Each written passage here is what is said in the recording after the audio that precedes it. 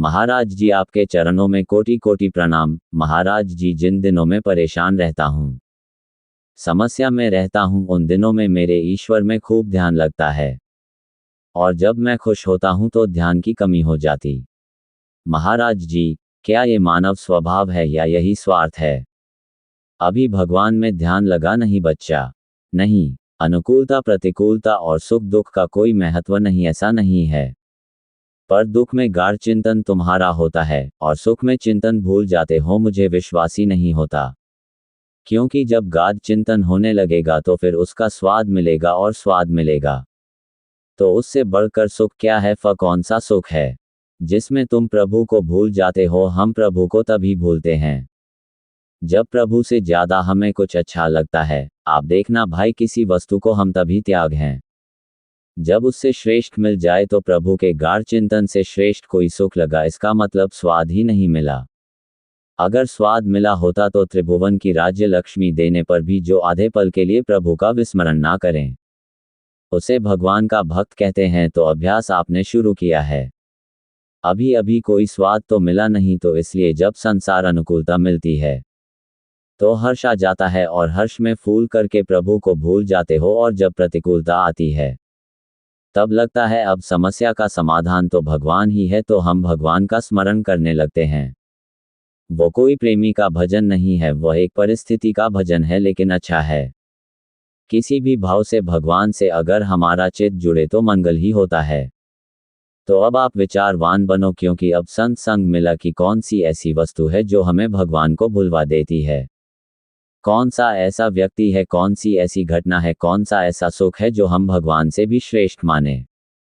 तो जिस समय हम भोजन कर रहे हैं, जिस समय हम किसी से बातचीत कर रहे हैं, जिस समय किसी भी भोग को स्वीकार कर रहे हैं, उस समय में खास भगवान के नाम को पकड़ना चाहिए एकांत में, या दुख के समय जब तुम्हारा मन लग जाता है। तो बड़े सौभाग्य का विषय है अब हमको देखना, चलते हुए, बातचीत करते हुए, स्नान आदि क्रिया करते हुए, या भोजन करते हुए, या किसी भी क्रिया में भगवान का विस्मरण होता है। उनको जिनका अभ्यास दृढ़ नहीं है, हमको इन्हीं में अभ्यास करना है। जब अभ्यास दृढ़ हो जाएगा तो उठते बैठते चलते फिरते खाते पीते सोते जागते हर समय हमारी स्थिति भगवान में रहेगी, क्योंकि भगवान से बढ़कर अब हमारी दृष्टि में कुछ नहीं है, और जब तक भगवान से बढ़कर कुछ है तब तक विस्मरण है। पक्का है नहीं? आप देखो ना, मल आपके मिलने पर हमें भगवान की स्मृति गई, भूल गए। तो आप श्रेष्ठ हो गए ना, भगवान लघु हो गए। मतलब हमारा इतना गिरा हुआ स्तर भगवान के लिए है कि नार की भोग मिले तो भी हम छोड़ दे मलमूत्र जनित देह जनित राग और इन द्वारों को भोगने का, तो हमें भगवान का भी स्मरण हो जाएगा।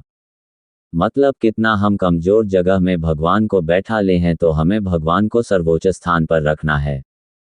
वो तभी माना जाएगा कि आपने भगवान को सर्वोच्च स्थान पर रखा जब किसी भी घटना, परिस्थिति, व्यक्ति, वस्तु, स्थान, चाहे वो अनुकूल हो या प्रतिकूल हो, भगवान का विस्मरण ना हो।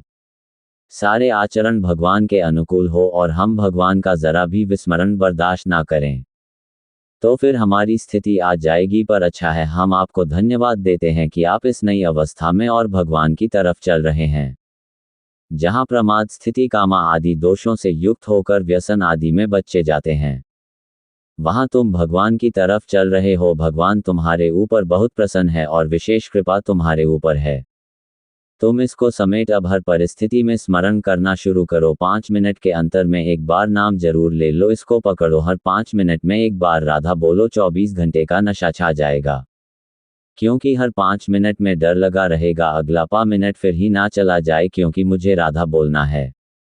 तो कितनी बार राधा स्मरण नाम हो जाएगा हर 5 मिनट में। अगर एक बार राधा बोलने का नियम तुम लो तो 24 घंटे का नियम वो पूरा उसमें ले आएगा।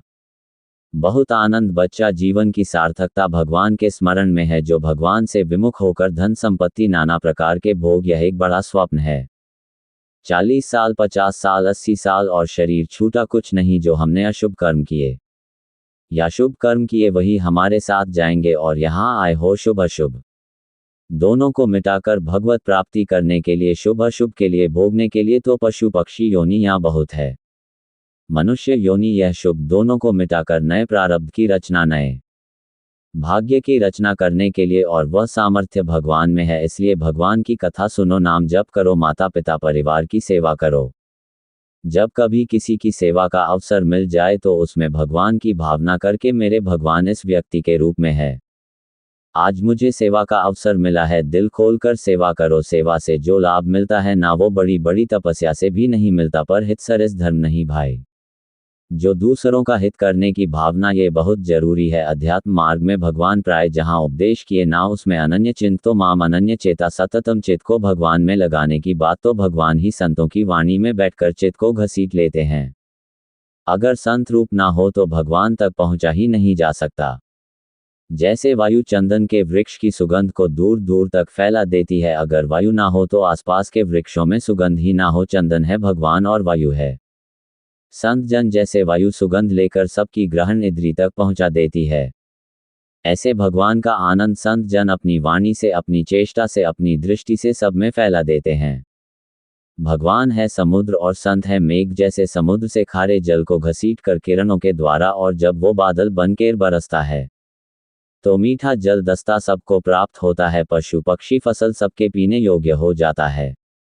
ऐसे ही भगवान आनंद समुद्र है। अब उस आनंद समुद्र का अवगाहन भगवान के संत जन उनके नाम रूप लीला धाम ऐसे खींच के और ऐसे बरसाते हैं, जगत को आनंद प्रदान करते हैं। तो भगवान की जब अतिशय कृपा होती तो संत समागम होता है, और संत की जब कृपा होती तो चित्त भगवान में स्थित हो जाता है।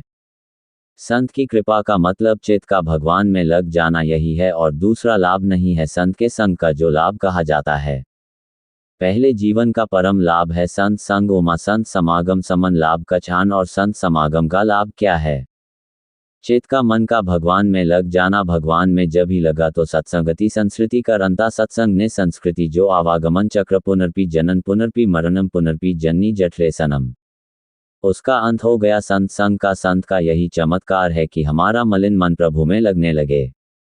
हमारे मलिन मन की गति जो संसार की तरफ थी वो भगवान की तरफ। अगर यह नहीं तो या तो वह संत नहीं है, और या फिर हम उनकी बात नहीं मान रहे, नहीं तो संत संग का सीधा फल है बड़े भाग पाइप सत्संगा, तो बिन ही प्रयास होई भव भंगा। संसार समुद्र से हमारा पार हो जाना ये संत संग का फल है।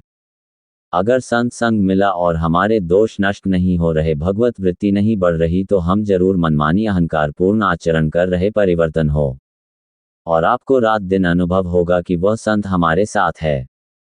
जब आप आज्ञा पर चलोगे तो जैसे आज हम सत्संग में कह रहे थे कि गुरुजन तो यहाँ बैठे रहते हैं भाई, मतलब ऐसा लग रहा है जैसे कुछ बात होती है ना, अरे ऐसा सवाल होता है, लगता है आपने जवाब दे दिया, ये है तो ऐसा जीव वो यही बैठे रहते हैं, आज्ञा चक्र पर ही गुरुदेव बैठे रहते हैं। से मिलो तो मतलब अजीब लगता है, ऐसा खुद देखो तो ऐसा लगता है राधा नहीं बैठी बगल में, आप बैठे, ऐसा नहीं, ऐसा करना है, ऐसा लगता है मतलब राधा रानी कृपा कर रही हैं।